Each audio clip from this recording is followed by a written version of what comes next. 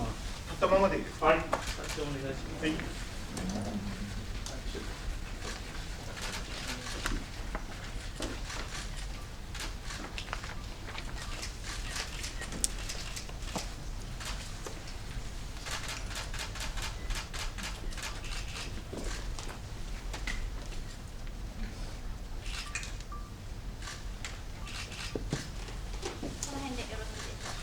じゃあね、はい、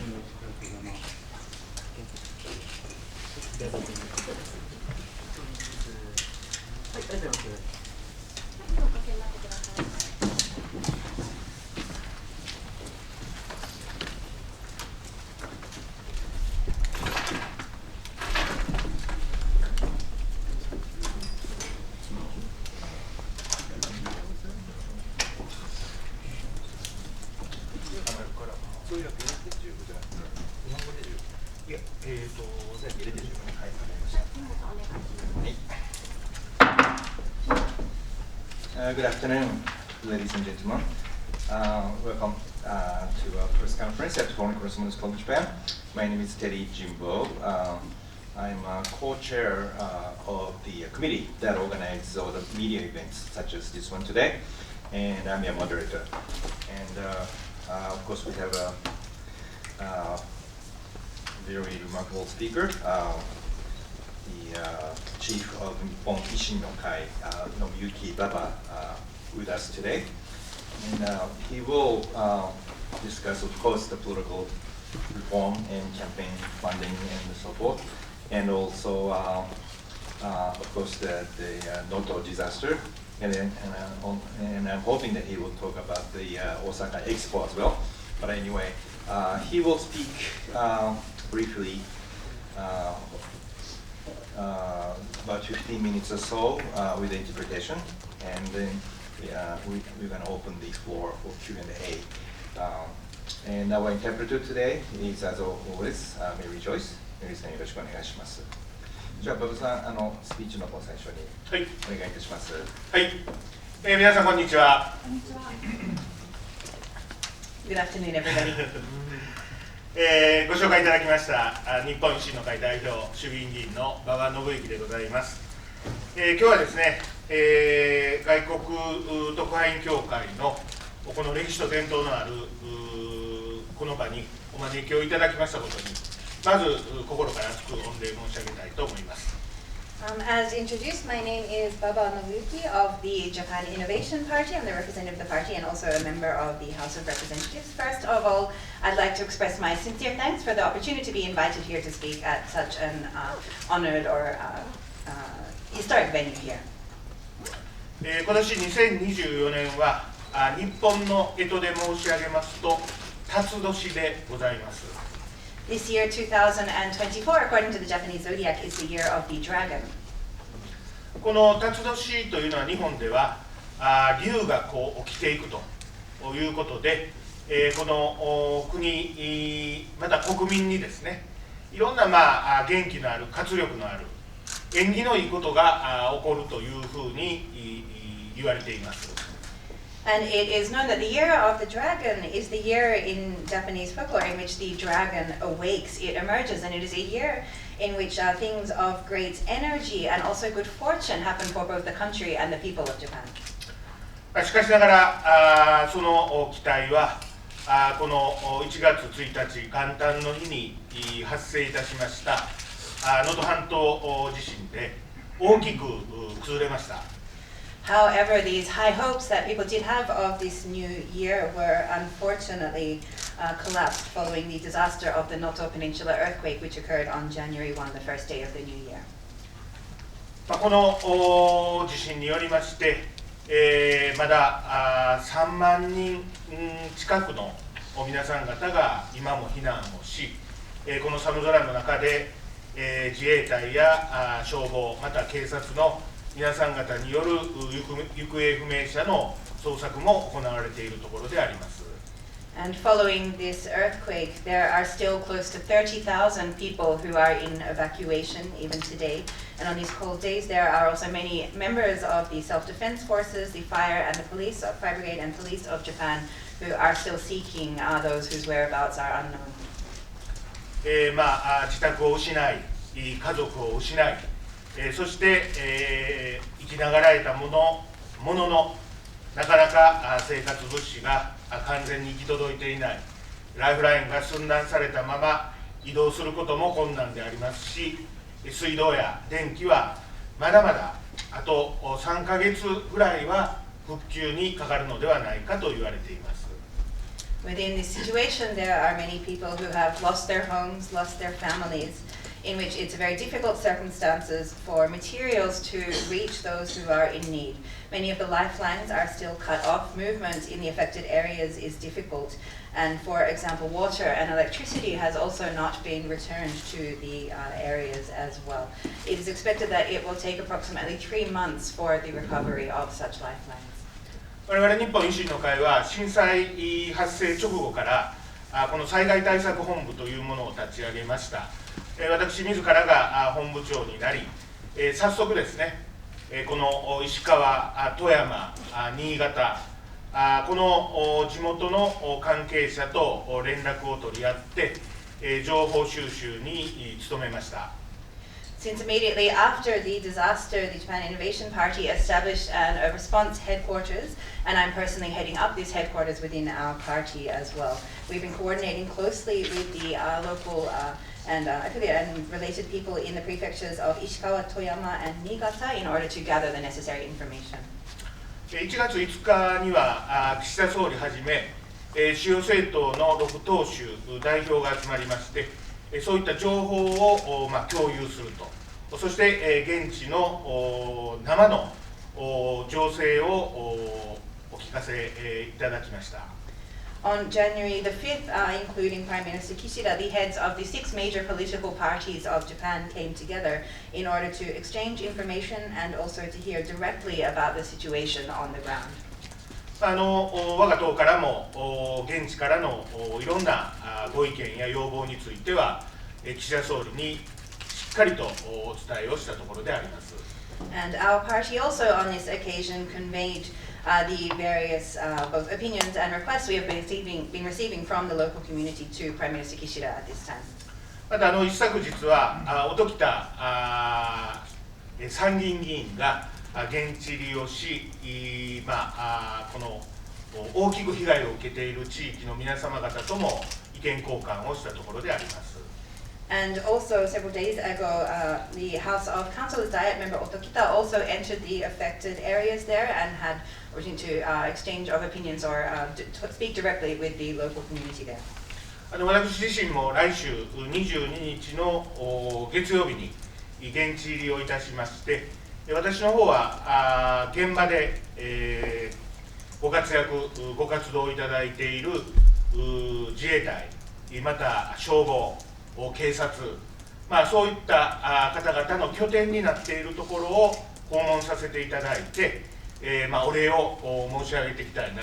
というふうに考えています。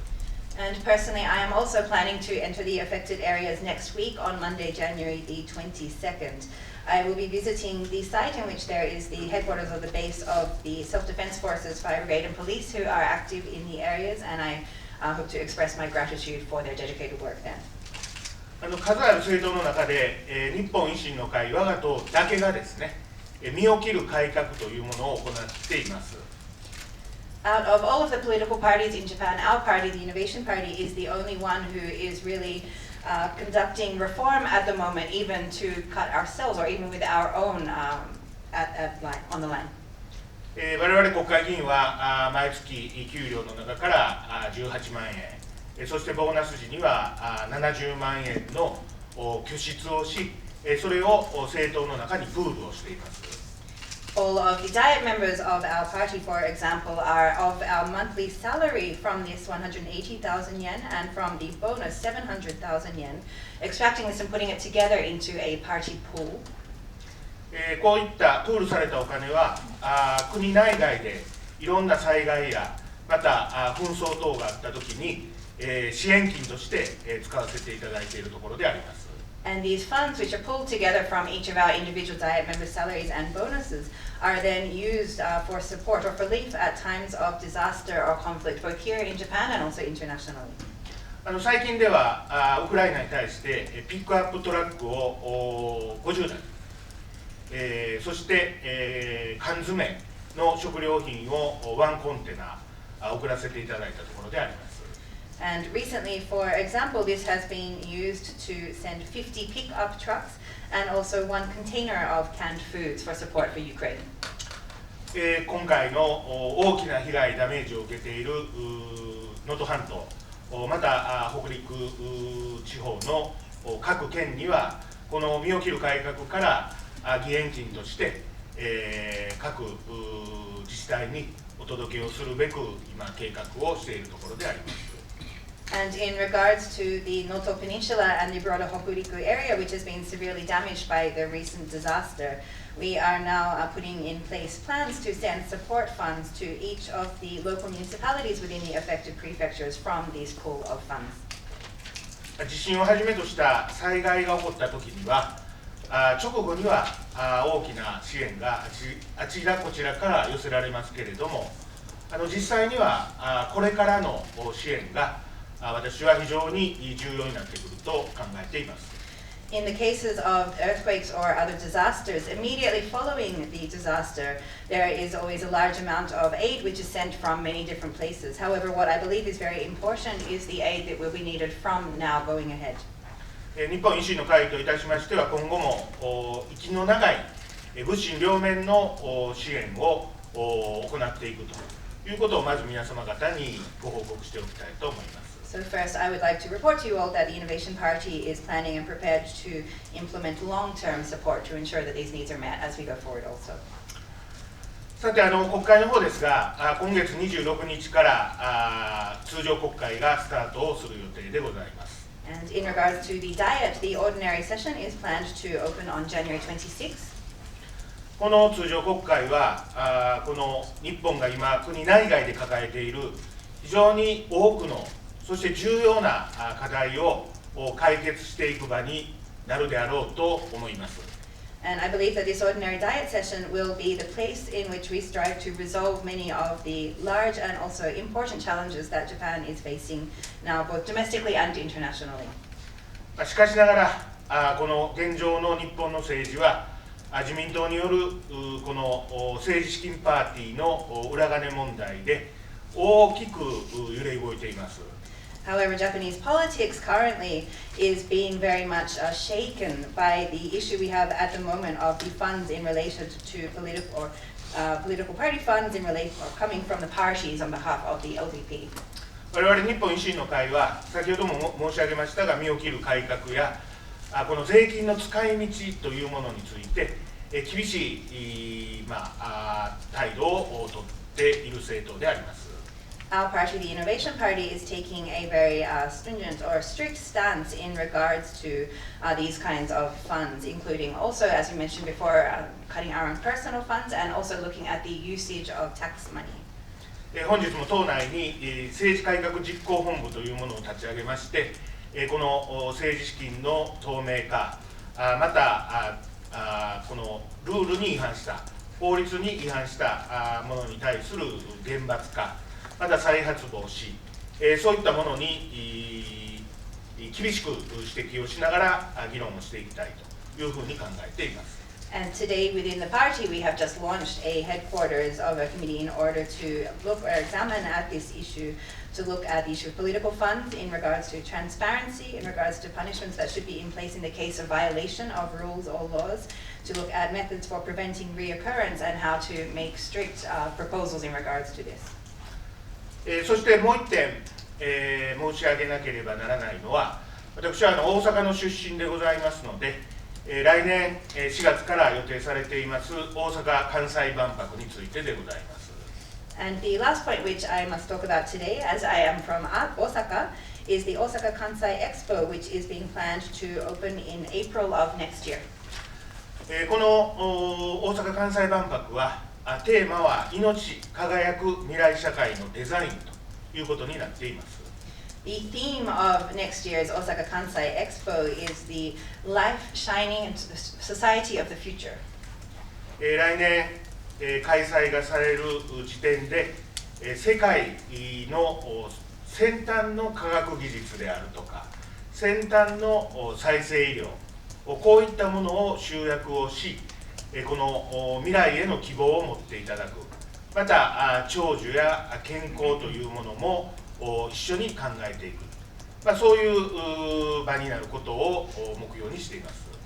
And the goals of this expo, which will be held next year, is to look at the very frontline or most highest innovative technology, looking particularly at medical related issues from around the world as well, to find a way to express and bring hope for the future and also consider issues including longevity and health. 残念ながら今この国内ではこの大阪・関西万博に関して、建設費の上振れといろんなご指摘、厳しいご指摘をいただいているということは事実でございます。Unfortunately, it is indeed the fact at the moment that domestically here in Japan, there are very strict or very critical opinions in regards to particularly the increasing construction expenses of the Osaka Kansai Expo. この費用の3分の2は税金が投入されるわけでありますから、もちろん厳しくこの使い道をチェックしていく、また無駄がないか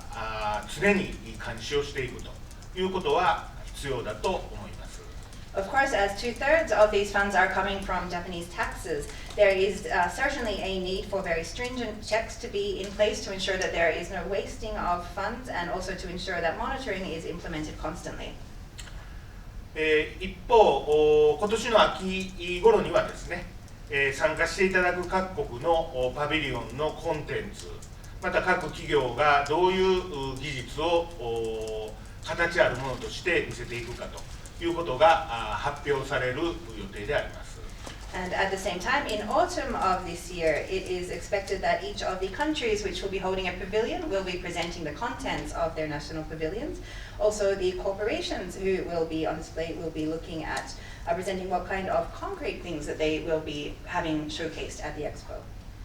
ぜひ世界中のこういった科学技術や再生医療、またこの医療技術を研究している、そういった企業や学者、科学者の皆様方にお集まりをいただいて、ビジネスマッチングをはじめとする情報交換、またそういった技術がさらに飛躍をするという場になることを期待をしています。And we have high expectations that this will be an opportunity for people from around the globe to come together in the issues of science and technology, regenerative medicine, medical technology, and to have corporations, academics, researchers, and scientists who are involved in these fields to gather together to share information, to have business matching, and to have more activity as we go toward the future. まだまだこの国内をはじめ、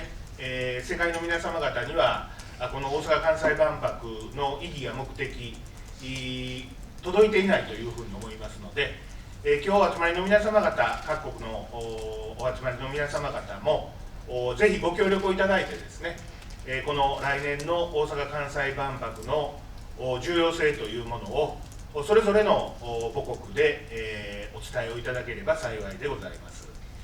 I believe that the objectives and the meaning of this expo is not yet fully understood both domestically and also with audiences around the world as well. And for that reason, I hope that all of the correspondents who are present here today will be able to cooperate in conveying this information to all of your countries to look at the importance of this upcoming Osaka Kansai Expo. この万博が世界中の皆様方にご評価をいただいて、持続ある社会、持続ある世界、そういうものにつながっていくことを期待しています。We hope that this expo will indeed be an opportunity that will be highly praised by people around the world and can contribute to the realization of a sustainable society and world.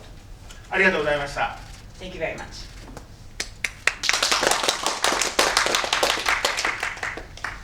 Thank you, Mr. Baba. So we're going to go to Q&A. Please raise your hand, and if you're designated, please come forward. There are 2 microphones up front, so come forward and cite your name and affiliation. And please, let's make your questions short. Okay, じゃあどうぞまず。はい。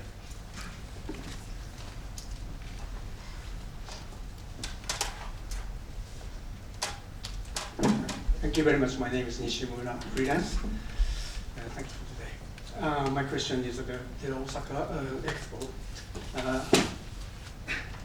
I recognize the Innovation Party is one of the big promoters of Osaka Expo.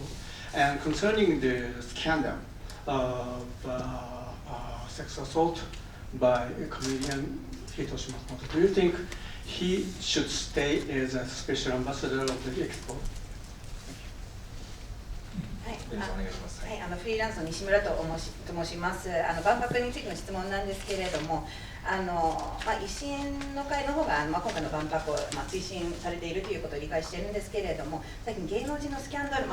性暴力というスキャンダルのことがあって、彼は今でもやはり特別な大使として万博に立場を今でも維持すべきかどうかということについてお願いします。はい、この問題については先週ぐらいからこの一部週刊誌によって報道がなされています。この報道されていることが事実であれば、私は言語道断であるというふうに思いますが、ご本人はこの裁判でこの真実を明らかにするということをすでに表明されています。また合わせて芸能活動も休止をするということを発表されていますので、大阪の吉村知事もこの万博大使についての活動を休止していただくということをすでに表明していますので、この裁判での結果がいつ頃つまびらかになるかというのは分かりませんけれども、この間については万博の方でのご協力もご遠慮いただくということになると思います。So this is an issue which has been reported in various weeklies since last week here in Japan. If indeed the facts which are being reported are accurate, are the truth, then of course he should be stepping down from this. This is something which the comedian involved has said that he will be looking at bringing the truth out through court proceedings from now as well. Governor Yoshimura of Osaka has said that as well as the comedian who's already declared that he will be ceasing his activities as an entertainment as the court proceedings are ongoing. The governor has also said that during this period his activities as the special ambassador for the Expo will also be put on hold. It is unknown about when the results of the court proceedings will be known. However, based on or until that is clear, then we have asked him to refrain from the role within the Expo until then. 以上ですか。はい。じゃあ小原さんどうぞ。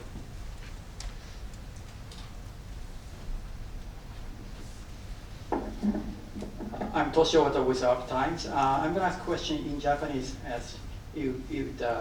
convey my question directly to Mr. Baba. アークタイムズの尾形と申します。万博について伺いたいと思います。先ほど馬場さんですね、身を切る改革を維新としてされてきたということをおっしゃって、月給で18万円、そしてボーナスで70万円というのを付与して、その他にもですね、定数削減であるとか、給与削減、いろいろやってこられたと思うんですけれども、今ですね、その維新であるからことをお聞きするんですが、万博で先ほど建設費の増大とお話ありましたけれども、1200、1300億程度だったものが今2350億円になり、それがさらに800億円超上振れして3100億円になると言われていると。さらにそれ以外のですね、インフラも1兆円規模のですね、周辺インフラが作られる予定です。今出ているですね、2倍になっている2350億というだけでなくて、3100億円超になるというところで、すでに維新がこれまでにいろいろな形で身を切る改革として削減してきた分よりもずっと大きい額がですね、の税金が結局投入されることになると思います。こういう状況において身を切る改革というふうに言ってきた維新なわけですから、なぜまさに一番無駄なところで身を切るという意味で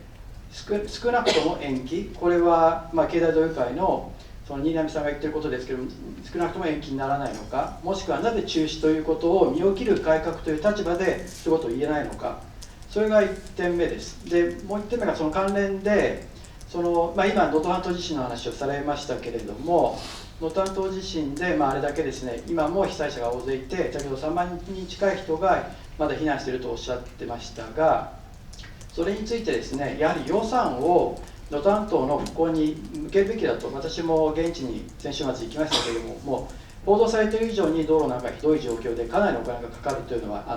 明らかだと思います。そういう時に万博の予算をですね、ここは決断して能登半島自身に向けるべきだと、そういう世論も高まっているわけですけれども、そういう決断は維新としてできないでしょうか。皆さんが二者択一ではないとおっしゃっているのは分かりますけれども、馬場さんもよくご存知の通り、予算は限られていて、そこに優先順位をつけるというのが政治だと思います。その意味で、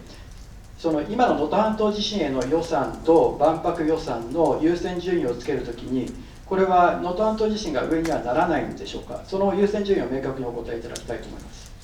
メリさんお願いします。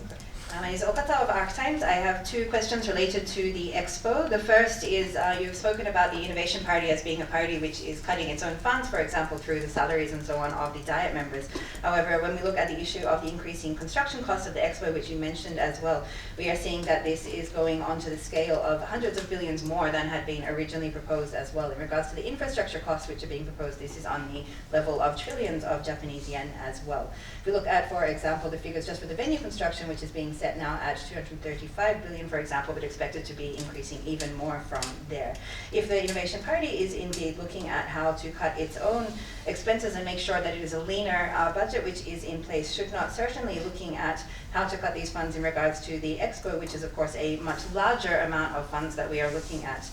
Would this not be a matter of principle for the Innovation Party, or at least looking at, for example, postponing the Expo, or looking at cancelling it altogether as a way to look at how to indeed cut these funds, as you have said is a principle of your party? The second question is in regards to, or related, but also in regards to the Noto earthquake. As you've mentioned, there are many people impacted, still close to 30,000 people who have been evacuated there, and the budget which will be required for the recovery of the impacted areas will also be significant. I was also there last week and could see that this is going to be very vast and long-term as well. At such a time, it is indeed the role of politics to place priorities on limited budget which is available. So surely would the Japan Innovation Party then be looking at whether the priority should be higher for the recovery of the area affected by the Noto earthquake rather than the Expo. So looking at the budget priorities in regards to earthquake recovery and the Expo. Thank you. はい、まず万博の方からお答えをさせていただきます。我々が身を切る改革というものを始めた理由というのは、大きく言えば2つあります。で、1つ目はですね、この税金で暮らしをさせていただいている我々がまず自分たちの身を切らないとなかなかこの当時大阪で抱えていたこの赤字、またやらなければならない行財政改革、こういうものが進まないと、これを進めるための、手段であったということが1つ目の理由です。So first of all, in regards to the Expo, there are two significant reasons why we as a party decided to implement this reform, looking at also our own finances as Diet members and as the party ourselves.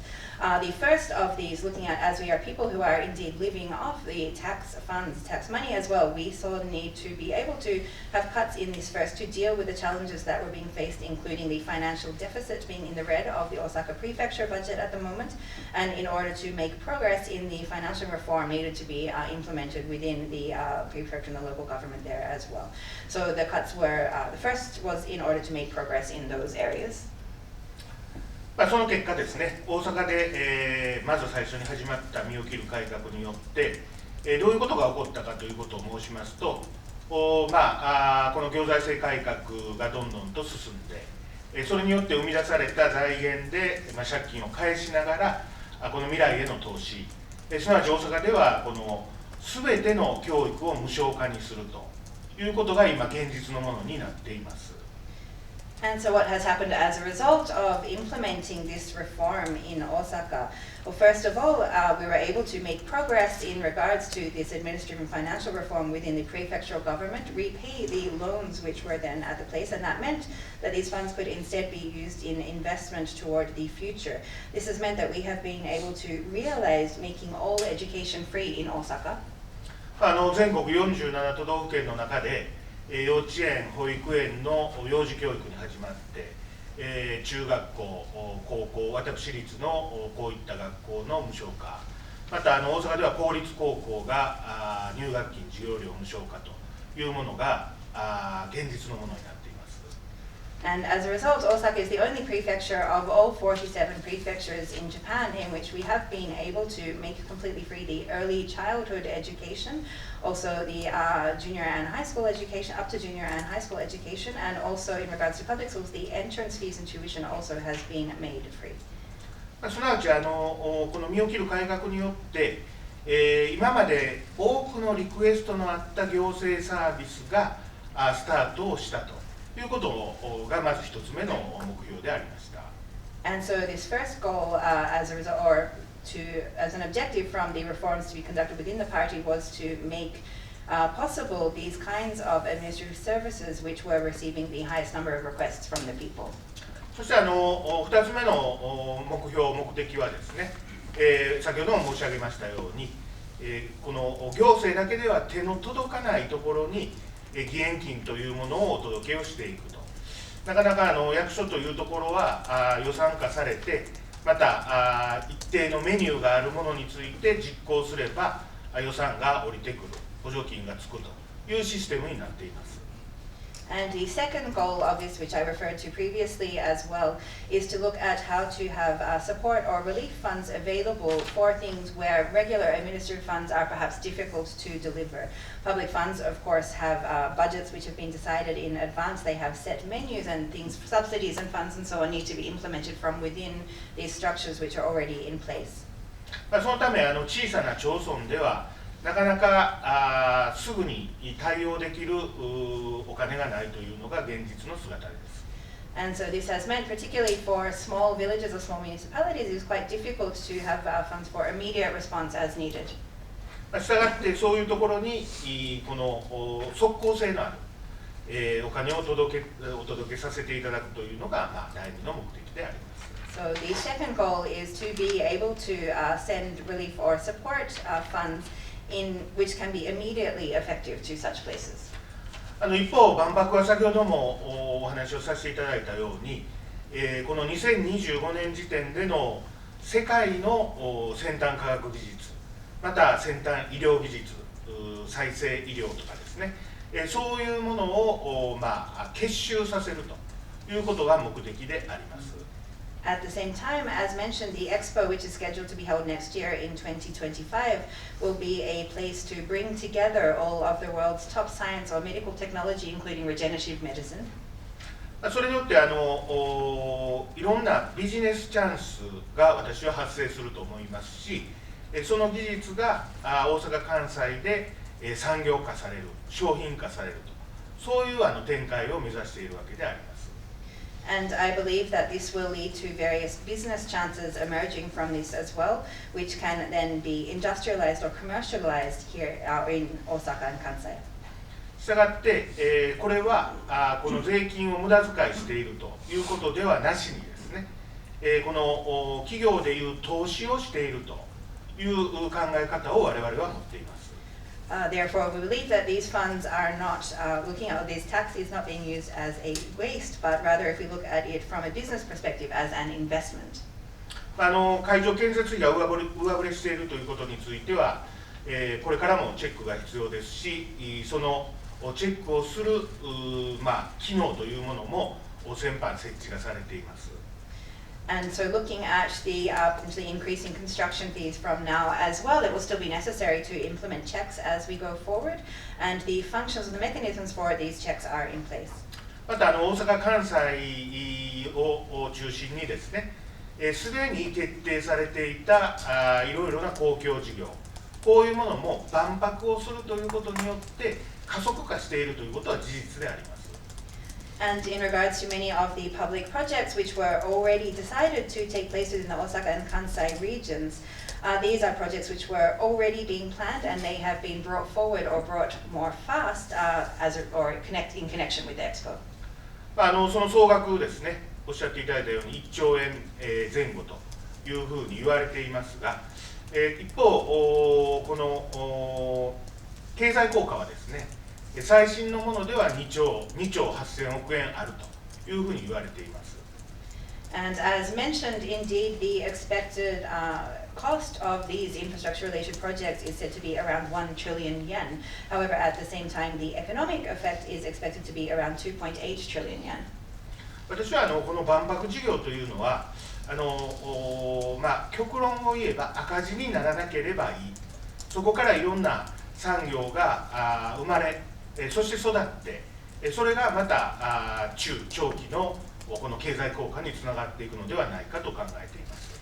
And so to put it in what might sound like somewhat of an extreme way to express, I believe that this Expo project, as long as it is not in the red, then that is okay. The reason being that there will be various industries which can be born and nurtured as a result from this Expo, and they will contribute to a mid to longer term economic effect.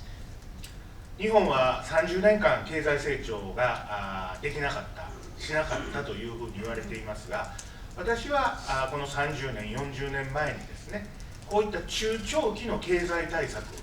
産業、新しい新規の産業をいかに生み出していくかという、そういう観点が大きく抜け落ちていたのではないかなと思います。It is said that Japan for 30 years failed to or did not have any economic growth. And I think that what was missing, if we look to 30, 40 years ago, was the policy in place looking at how to develop new industries from a mid to long-term perspective. 今回ご指摘をいろんな部分でいただいているということは事実でありますので、そういったことはしっかりと受け止めさせていただいて、説明もさせていただいて、そして今私が申し上げてきたような良い結果につながるように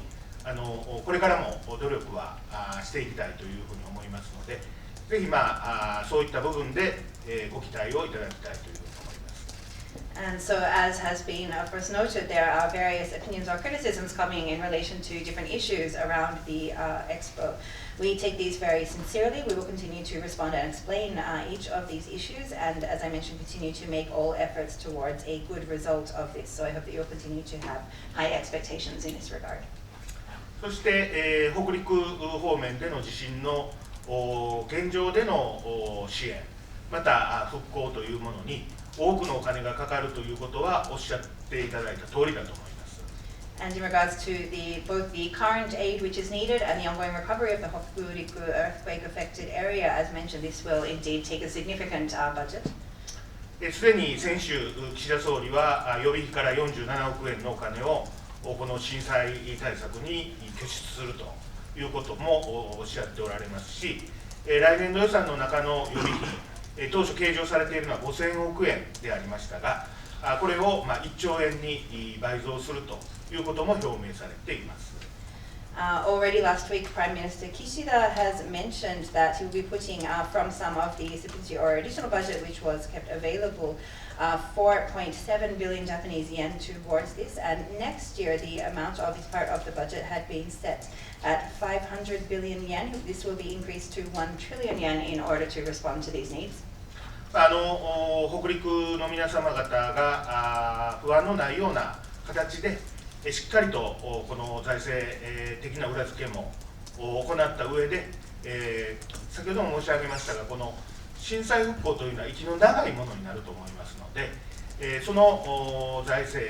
措置については我々も応援をしていくという思いでおります。And so to ensure that the people of Hokuriku will be able to be at ease knowing that the sufficient funds will be made available for the recovery that is needed. Of course, as I mentioned, the recovery following such an earthquake is something which is on a very long-term period. Therefore, we will also be supporting to ensure that these fund mechanisms and as needed are in place.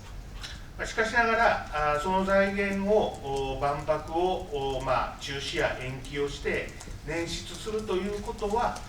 私は少し違うのではないかなというふうに考えておりまして、やはり万博は万博で行っていく。その結果、この大阪・関西が中長期的な経済の成長を遂げていくということが必要でありますし、それがですね、北陸と大阪というのは非常に歴史的、地理的、人の交流、そういうものの絆が深い関係でありますから、大阪・関西がかつての歴史を紐解けば、大阪・関西が発展することが北陸の活性化にもつながるということは証明がされています。However, as for where the source of these funds should come from, I have a slightly different opinion than thinking that the expo should be postponed or cancelled. I believe that we should go ahead to continue to hold the expo, and as a result of that, look at how the necessary economic growth on the mid to long-term period in Osaka and Kansai can be achieved. And this will indeed contribute to the Hokuriku area. In fact, Hokuriku and Osaka have both geographically, historically, and in terms of movement of people and human exchange, a very long and close relationship together. And it has been proven in history as well that economic development of the Kansai region will contribute to making a more active Hokuriku region as well. したがって、大阪・関西万博を成功させることが、逆にですね、北陸の震災復興、経済的な部分、そして、北陸の皆さん方が夢や希望を感じていただいて、またふるさとに戻ったときに、その夢や希望を地元で生かしていっていただくと、そういうツールになるということを、確信をしておりますので、いろいろなご指摘があることは承知をいたしておりますが、この大阪・関西万博の成功が、この震災の復興や経済の活性化につながるということを信じてですね、歩みを進めていきたいというふうに思います。I believe, therefore, that the success of the Osaka Kansai Expo will be something which will actually contribute to the positive or the economic recovery of the Hokuriku region, and also contribute to ensuring that people of that region are able to hold on to dreams and hopes, and together with these return to their hometowns once again. I think that the Expo will serve as a tool towards doing that. I do recognize that there are various different opinions or criticisms in regards to this. However, we will continue to go forth with the belief that Osaka Kansai Expo will indeed contribute to the longer-term recovery from the earthquake, particularly in regards to the economic development of the region. じゃあどうぞ。じゃあ一言ね。その予算の優先順位ですけれども、能登半島、大阪万博の成功がその震災地域の発展にもという話でしたけれども、中長期の話と短期の話がごっちゃになっていると思うんですが、短期で考えたときに、能登半島地震の復興のための予算と大阪万博に今使う予算の優先順位はどちらが大事なのかということと、あとその赤字にならなければいいと万博がですねとおっしゃってましたけれども、それは多くの企業に無理やりチケットを買わせて、それによって赤字になるようにしているわけですけれども、そこの問題性はないのか。でさらに赤字になってまたおっしゃったように経済効果がない場合は維新として責任を取る考えがあるかお聞かせください。To translate the questions, follow-on questions from the previous one in regards to the priorities of budgets and whether the success of the expo can contribute to the development of the earthquake-impacted regions. It seems that the short-term and the mid to long-term discussions have become a little bit mixed up here as well. We'd like to ask in regards to the short-term budget which is required for the recovery or the relief of the people of the Noto Peninsula area as well. Whether the budget which is available now should indeed be used for their short-term immediate needs there as well. There was also the comment that as long as the expo is not in the red, then it will be okay. However, there is also an issue which is being discussed about, for example, enforcing or making companies buy certain amounts of tickets to ensure that there is sufficient revenue coming from the ticket funds and so on to ensure that the budget is not in the deficit as well. Is there an issue or problems in place in regards to that which you could make a comment about? And also, if in the future, if indeed the expo does have an economic deficit as well, will Ishin be taking the responsibility in regards to this? 私はその二者択一という議論ではなしに両方大事だと思います。ですから予算の優先順位というのはですね、平素の状況の中ではおっしゃっている通りだと思いますが、それ今おっしゃっている形での方向を進んでいけば順番に公共事業もやめていかなければならない、そういうことになるのではないかなと思いますので、これは両立させていくという考え方でですね、だから優先順位はないと、両方を成し遂げるという考え方でやっていくべきだと思います。First of all, in regards to the budget, I don't believe that this is an either-or situation where only one of the two has to be selected, but rather both of these are important and both are high-budget priorities as well. If we continue in that direction, well, if we were to say it was either one or the other, then this would mean that, for example, well, do all public projects need to be stopped in such a situation, for example? Therefore, I believe that what is important is to look at how to maintain the balance between both and not to think that one has to be chosen over the other in regards to priorities. あと、チケットを無理やりその企業に買わせているという、お話もありましたが、私が聞いている話は逆でですね、ある大阪の企業にお伺いをしますと、購入したチケットは福利厚生で全社員にプレゼントをすると、社員からもそういった万博チケット入場券をもらえるということを家族で楽しみにしているという話を聞いていますという報告を受けています。And in regards to the tickets, what I have been hearing is actually on the reverse. Rather than forcing companies to buy certain amounts of tickets, rather I'm hearing, for example, from companies in the Osaka region that they have decided to buy tickets to present to all of their employees as a kind of staff benefit or welfare, and that the families of all of the staff members are very excited or looking forward to this. 最後のご質問にありました政治的な責任ですね、維新が責任を取るのかということでありますが、これは逃げ工場ではなしに、費用負担は国と大阪府、大阪市と民間が行うと、経済界が行うという、ルールが決まっていますから、仮に赤字が出た場合どういうふうにするかというのはもう一度その3社で話し合いをしていただかなければならないと思います。ただ政治的な責任あるんじゃないのという話はですね、私はあると思います。維新の会というのはこの先駆けていろんな政治をやっていくということで、ご案内のように大阪では大阪府、大阪市を一つにするという大阪都構想というものの住民投票を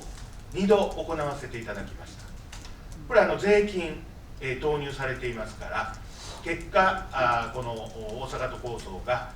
実現しなかったということで2人のリーダーがこの政界を去っているということであります。辞めることが責任を取るかどうかということはまた別の議論になると思いますが、我々はそういういつも覚悟を持ってですね、リスクを取る政治をやると。今の日本の政治に一番ないのはそれだと思いますから、リスクを取る政治をやるということをやり続けていますので、もちろんそういう結果になればまたメンバーで話し合いをするということになると思います。And as for the last question about whether the Innovation Party would take responsibility in such a case, look first of all at the financial responsibility. From the beginning, there is a mechanism or structure in place which says that the financial burden is borne jointly between the national or the central government, the Osaka prefectural and city governments, and the local economic or industry there as well. So if there is a need in regards to financial responsibility, this would be a discussion between those three parties in regards to this. However, if it comes to the question of political responsibility, I do believe that this is something which we do hold and we are prepared to hold as the Innovation Party of Japan. Within our politics, we have indeed always said that we are a party which goes one step ahead. For example, looking at the fact that we held the two public referendums on the question about merging and creating one larger Osaka metropolitan government rather than the prefecture and city which is in place at the moment. Taxes were of course used for the purpose of these two public referendums. As a result, this proposal was not realized, and then the two leaders stepped down as a result of this. Of course, whether stepping down is indeed actually taking responsibility, that is perhaps a question which could be addressed separately. However, we, as was demonstrated here, and continue to hold that we are a party which is prepared to take such risks. And this is actually what is the most lacking within Japanese politics today. Therefore, if it did come to such a circumstance, such a situation, then we are indeed prepared and we would be discussing this within our members. Okay, go ahead. インドネシアの新聞記者、テレビニュースの東京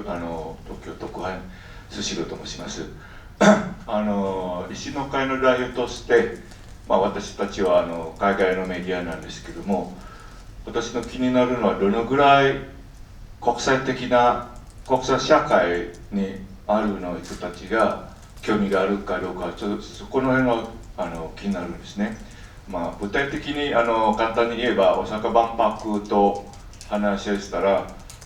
どのぐらい努力したかどうか、例えばですね、維新の会の代表は東南アジアに回ってきて、お願いします、参加してくださいって、例えばですね、そこの辺は気になるんですね。よろしくお願いします。失礼します。My name is Sisla. I'm a reporter from Indonesia. As international media, we are concerned, or what we'd like to ask of you as the head of the Innovation Party is the level of interest from the international community. For example, if we take the Osaka Expo, how much effort, for example, has been put in place by your party to travel to other to countries in Southeast Asia, for example, to promote the Expo and ask them to take part. If you could share some of the concrete examples of the international efforts of the party. 誘致する際にですね、この前、維新の会代表の松井一郎さん、そして、今大阪府知事をやっている吉村さん、この2人がですね、誘致段階では世界を手分けをして、お願いのアンギャに回ってまいりました。In regards to the period before it was decided to hold the expo in Osaka, so when it was being promoted to have Osaka be selected, the then head of the party, Matsui Ichiro, and the current governor of Osaka, Mr. Yoshimura, then did travel to many different countries in order to promote the expo, as mentioned, and encourage it to be decided in Osaka. 誘致決定後はこの事務的なこの機能はですね、万博協会というものが担っています。And after the decision was made to go ahead or to host the expo in Osaka, the coordination following that is done with the expo committee, which is in place. したがって、その世界を回って参加をお願いしてきたかと問われれば、そういったアクションは起こしていないというのは事実であります。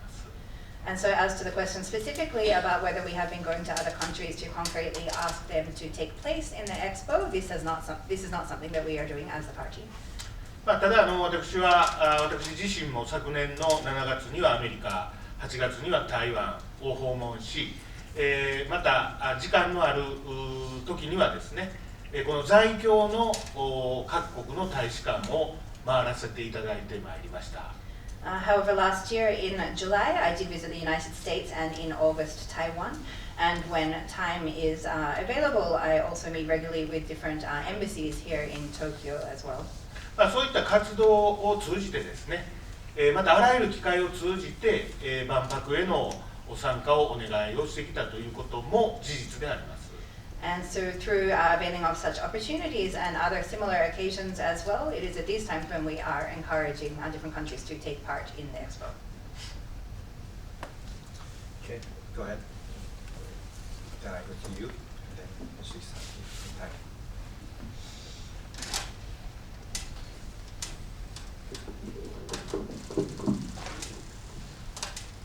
First of all, thank you so much for giving the time. My name is Hensa. My name is Hensa from NFT Studio 24, the decentralized media platform. I have a question for you that Japan Innovative Party is working in different spaces, but still we are thinking that regarding the Osaka sector, prefecture, the IT sector and the investment from the international world for the startups and the investment point of view in the Web3 blockchain and fintech part. So what your party will be doing in that space? And if we are discussing about the Osaka Expo, so will you give them the space regarding, especially for this technology, this field? Yeah, in Osaka. Osaka. Yes. Thank you so much. NFT スタジオ24のヘンザと申します。維新の会がさまざまな分野で活躍されていると思うんですけれども、特に大阪の万博、そして大阪府の中のIT に関する投資、特にスタートアップですとかブロックチェーンですとか、そういったような分野でどのような取り組みがあるのか、また万博の中でそのようなテーマ、そのような分野はどのような位置づけになるのかということです。これは日本の弱点であると思います。この日本全体を IT 化させていく、ブロックチェーンをもっと広範囲に広げていくということは現実的には世界から遅れをとっている、そういう状況だと思います。I believe that this is one of the areas where Japan actually overall has a weakness. And I think that is the reality that Japan is indeed rather delayed when it comes to the issue of the overall IT or also broader implementation and so on of blockchain, for example. この万博の開催に際しては、そういった遅れている部分を補完するようなことも今いろいろと計画がされていると聞いています。And so I understand that on the occasion of hosting the expo, there are various plans in place to utilize this as an opportunity to fill up or catch up on some of these delays. 完全なキャッシュレス化であるとかですね、このレベル4の自動運転のバスや乗り物を走らせるとかですね、そういった形でのIT 先端 IT というんですかね、そういうものを取り入れていくということは今計画をされていますから、おそらく今年秋頃からどういうコンテンツで具体的にやるのかということが発表されると聞いています。Some examples can be that the expo is planned to be held with completely cashless. Also, there will be utilization of level 4 automated vehicles, such as buses, for example, at the expo. There are various other first-class or innovative IT plans which are in place to be implemented at the expo, and I believe that it will be in autumn of this year that the specific contents of these will be announced. ぜひご期待をいただきたいと思います。 So we hope that you will have your expectations for that time. Okay, go ahead.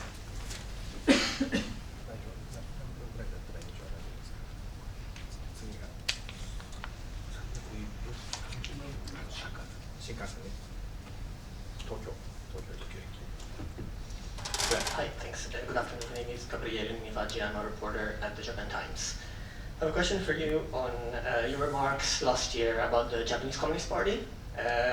So these remarks drew some media attention, I would say. So in a TV show last summer, you said that Japan would be better off without the Japanese Communist Party.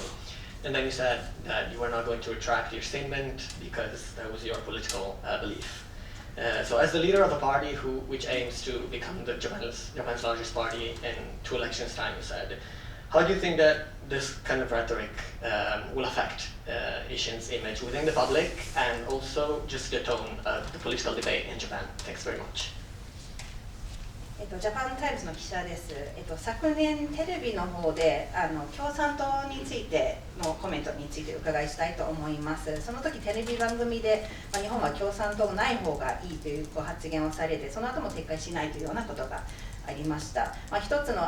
日本の政党の代表としまして、そのようなレトリック、そのような発言は、維新の、一般の世論といいますか、一般の中の市民の中の印象にどのような影響があるのか、または日本の政治の中の議論などにどのような影響があるのかという2点についてお願いします。はい、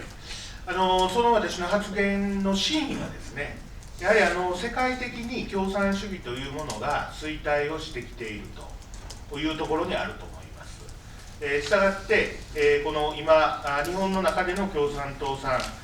この共産主義を掲げながら一部その他の政党とこの連合軍を組んでですね、また市民連合という実態がよくわからない方々とも連携をして、この政権を目指すということについては、私は非常に危険性を感じています。So first of all, in regards to the scene or the context in which I made this comment, this was made looking at the overall fact that communism globally now is something which is indeed not, taking a significant, it is falling behind in regards to global situation as well. And if we look at, for example, the what is called the Communist Party here in Japan, the alliances it is forming with other parties, or for example the Shimin Rengo or the Citizens Alliance, which is a body where it's somewhat difficult to see really where that is actually being held. Having these kind of alliances under the name of communism in Japan is something which I perceive as being very dangerous. 党内運営についてもこのトップである委員長がもう何十年も変わらないとかですね、そういったことを批判した党員を除名するとかですね、私はこの民主主義とは言えない運営がなされていると思います。And also looking at the way in which the party is operated as well. For example, having the same person as chair of the party for many decades without that changing. If any criticism is being made of that person being removed from the party list, for example, these kind of internal ways of operating within the JCP are things which I do not believe could be called democratic. 政策面でも憲法の改正は絶対に許さないということをおっしゃっていますし、自衛隊は一旦廃止をして、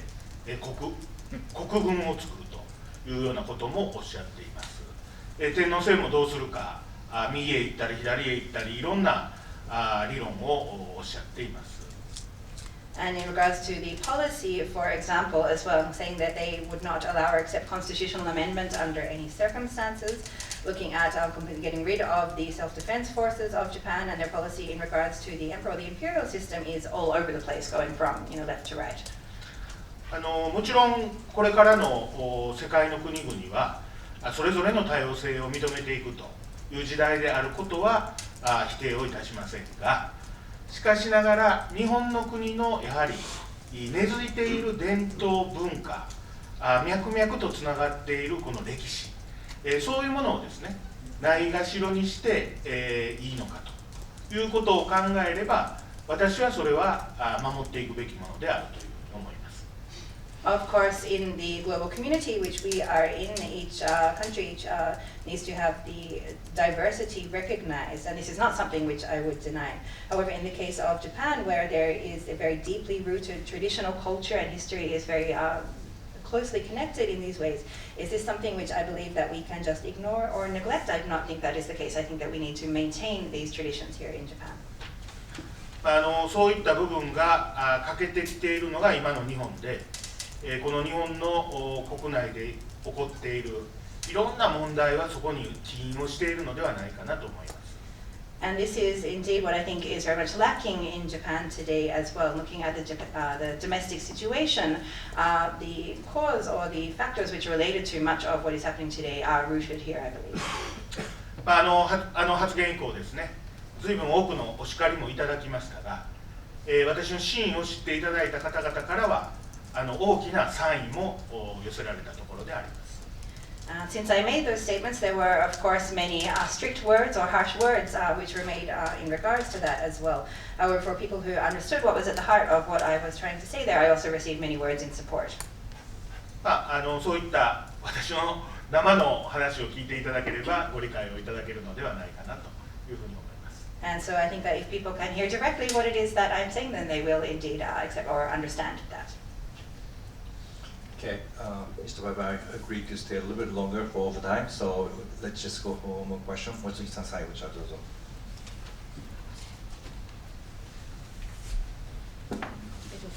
東京新聞の望月と申します。すみません、ポイントを短く4つ言うので、4問お答えください。2つ、延期することなく万博ですね、やることが可能だと言ってますが、すでに建設業協会の方たち含め、資材が不足、労働力も足りないということを言っていました。能登半島、今、まだ4万、5万個の断水等々が続いていて、復旧に3ヶ月以上かかるという話もございます。果たして、万博に費やす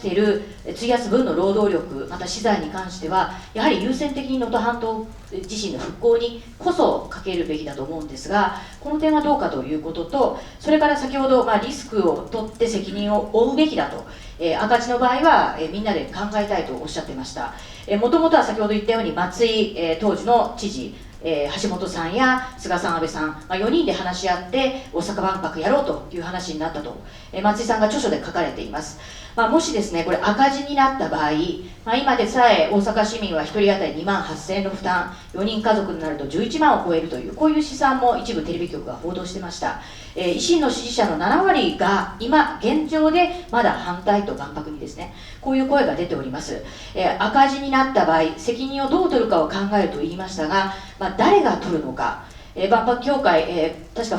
協会副会長だったと思う、吉村府知事ですね、彼自身がこの府知事の職を辞するという意味でも責任を取るべきかと思うかという点、そして3つ目がですね、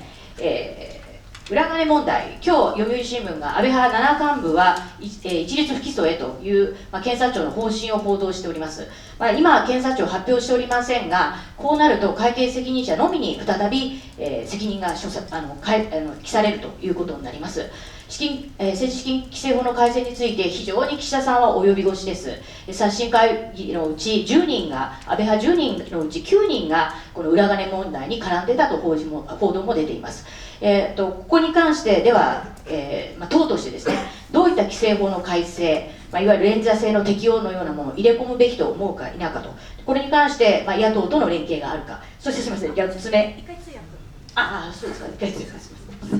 So this is Ms. Moshiki of the Tokushima has 4 brief questions. I will say them briefly in English now. The first is you mentioned that it will not be possible, or even if not looking at postponing the Olympics, if we look at not only the budget but also the lack of materials, construction materials, and also labor in regards to this as well. It was mentioned that it will be more than 3 months, for example, to bring water back to all of the Noto Peninsula, also looking at the many tens of thousands of homes which will need to be restructured there. And many people within the construction industry are saying that there is not sufficient both construction materials and also labor. So not only the budget, but should these things also be not prioritized to Noto at the moment. The second is regards to the risk or taking responsibility in the case of the expo being in the red. It was mentioned that the decision to go ahead or to hold the expo was made between Mr. Matsui, Hashimoto, Suga, and Abe at the time.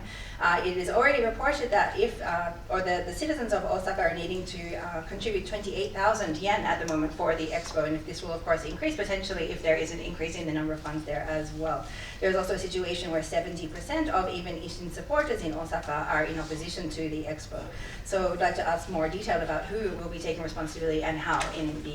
such a situation. The third question is regards to the public funds situation as well. It has been reported now what the prosecutors are considering to be taking as the next steps for there. And there is the possibility that only the people with the accounting portfolios will be held responsible by the prosecutors there as well. However, it said that many more people are actually directly involved in this issue. So as your party, what kind of specific reform are you proposing in regards to this? And the fourth question? そして4つ目が、政府の初動対応、3日までの間に、わずか2000人しか自衛隊を投入していませんでした。今日現在でも自衛隊7000人、熊本地震の規模のわずか3分の1程度です。この初動対応の遅れ含めて、危機管理対応ですね、官邸についてどう思うかと。And the fourth question is your evaluation of the Japanese government's crisis management in regards to the earthquake.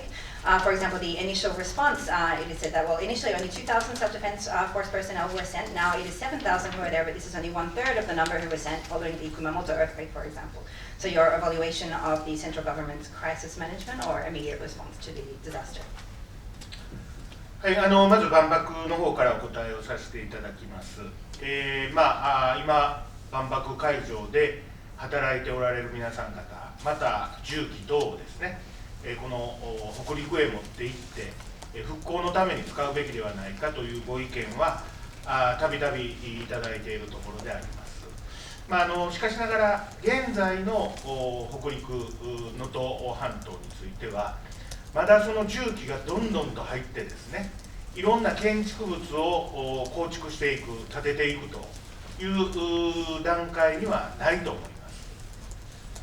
First of all, in regards to the expo, I hear regularly the opinion or suggestion that the personnel who are now working, for example, at the construction venue of the expo, and also the heavy machinery which is being used there should be taken to Hokuriku and used in the earthquake impacted areas. However, we look at the actual situation which is on the ground now in the Hokuriku area, it is not yet on a kind of situation where such heavy machinery could be brought in order to construct buildings and so on. ゼネコンと言われている企業は全国に社員もいらっしゃいますし、技術者もいらっしゃいます。重機も全国にあるわけですから、そこはうまく調整をして、ジャストタイミングでですね、その復興に必要なものを投入していくというのは当然考えられるというふうに思います。And the large construction companies or Zenecon are based and they have their both labor and also technicians throughout all of Japan, the same as machinery as well throughout the country as well. So I think that what we were seeing or are needing to do is have this being coordinated and utilized at just the right timing as it is needed. ですから的確に現場が順番にこのライフラインの復興に始まって、建築物の再建築、そういうような段階的な中でですね、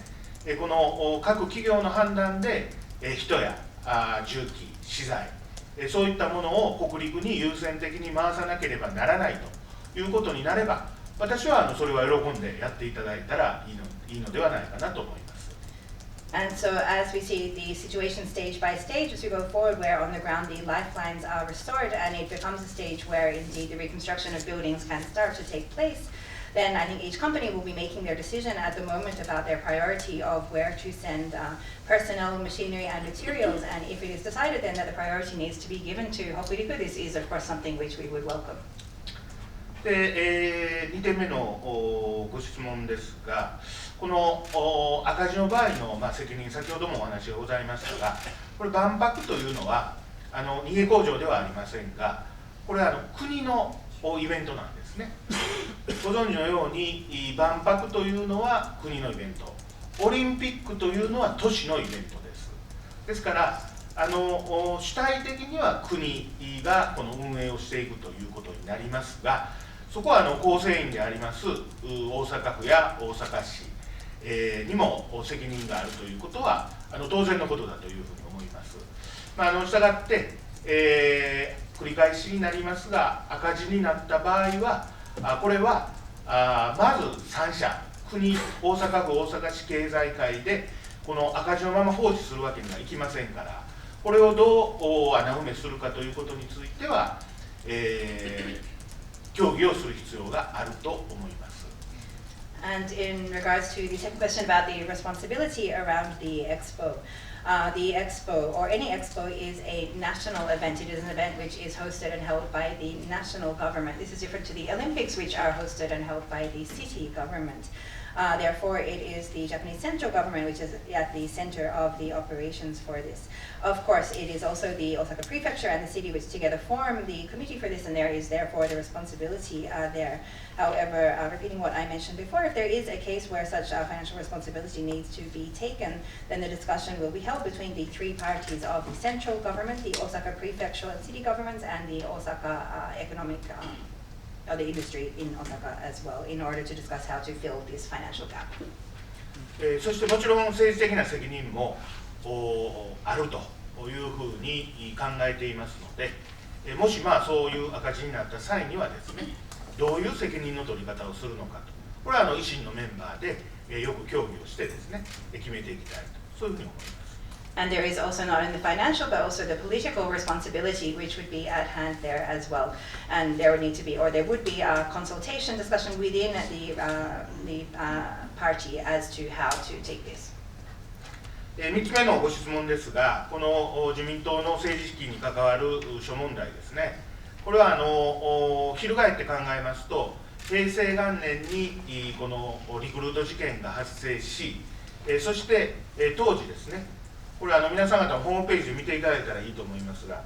平成元年5月23日付で、自民党がこの政治改革大綱というのを決定しています。これは党内の議論だけではなしに、第三者も入れた中でですね、この策定をしたものと。これ中身皆さんご覧いただくと、当時書いてあることがですね、今のこの状況にピタッと合ってるんですね。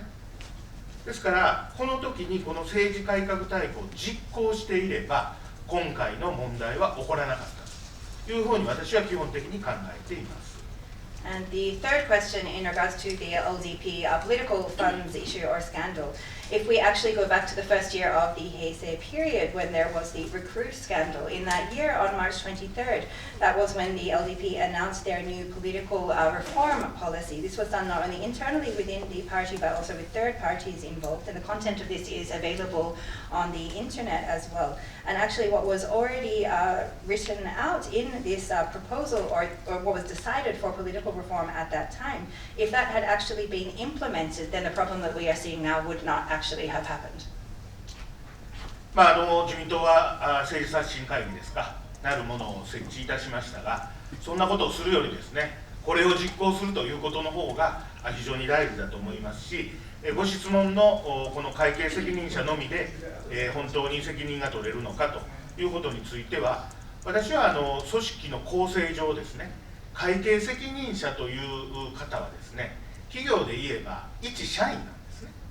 一社員がそれだけの大きなお金の差配を勝手に決められるはずがありませんから、これは誰かが指示、決定、指示をしているということは間違いないと思います。ですから主犯の人間を逮捕するべきであって、会計責任者で、全て終わりですというわけには私はいかないと。これは結局法律の立て付けがそういうふうになっているわけですから、今回、そういった法律の改正の中で、この主犯を捕まえられるようにするということは進めていきたいというふうに思います。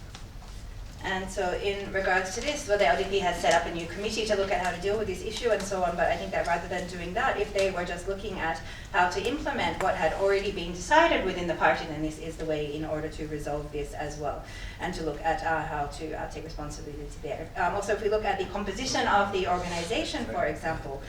if we see the situation now where the prosecutors are only holding to account the person responsible for the bookkeeping and the accounting and so on, if this was a corporation, for example, this would be just one employee. And of course, it is not this one employee who is responsible for funds on such a large level. There are also needing to be, for example, the decision makers and those who give orders there as well. So it's very important to ensure that the main people who are responsible, not only the people who hold the booking responsibilities there, are held or taken to account in regards to this. And of course, looking at the legal situation around this will be important in looking at how to ensure that this is done. 最後に地震の際の初動体制ですけれども、私が聞き及ぶところでは、熊本地震の時にですね、いきなり数万人の自衛隊が熊本に出動したということで、結果現場でのコントロールがしばらくの間機能しなかったというふうに聞いています。今回その反省もあってですね、先遣隊を先に投入して、地元の状況を見極めた上で追加でマンパワーを投入していくと。合わせて、消防や警察とも連携をとってですね、この役割分担をしているという報告を聞いていますので、いきなり何万人という人間が地理的に長細い半島に入ってもですね、機能しなかったのではないかなと。それは分かりません、結果論ですから分かりませんけれども、専門のプロの皆様方から聞きますと、そういう見解を述べておられます。And the fourth question in regards to the response to the earthquake, I have been told before that following the Kumamoto earthquake, the fact that there were tens of thousands of SDF personnel who were sent immediately to the site actually meant that it was very difficult to have control in the local area, and many of the functions were challenging or were lost at that time as well. So I think that based on the lessons from then, it was decided to first send advance teams, and then while understanding the local situation, to gradually add the manpower, including the coordination with the fire and police and so on, division of roles there as well. Especially considering that it was a narrow peninsula, suddenly sending tens of thousands of personnel to such an area would also perhaps be something which would not function very well. Of course, we cannot be certain, we cannot predict what has not actually done. However, looking at the opinions of experts which have been shared in regards to this is what I understand about this response. Okay, thank you very much, and thank you very much for staying overtime. Mr. Baba has to catch a third train from Tokyo Station in 20 minutes, so he has to leave. But anyway, the press conference is adjourned, and thank you very much for coming. Before